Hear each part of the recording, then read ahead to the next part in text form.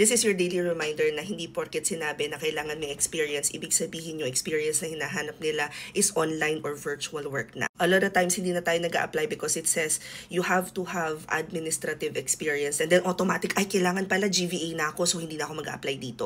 Little did we know na yung 10 years pala ng experience mo sa corporate is actually a transferable skill. So the very first thing that you need to do kapag kayo ay mag-a-apply na, nakita nyo yung listahan ng requirements nila, mag-skill inventory kayo. Alamin ninyo ano nga ba yung meron ako ngayon, ano yung mga experience ko before. For example, kayo ay nag-aaral pa lang, college, marketing, nag-OJT. Yung ginagawa ninyo sa OJT, i-check ninyo doon ano dito yung pwede kong gamitin kapag magta-transition na ako to virtual assistant. Once you have that figured out, then saka kayo mag-proceed sa pag-apply. And this time, with more confidence na, okay, so ito, ginawa ko na yan nung nandito ako sa corporate ko. Or ito, ginawa ko yan nung nasa BPO ako. Good luck!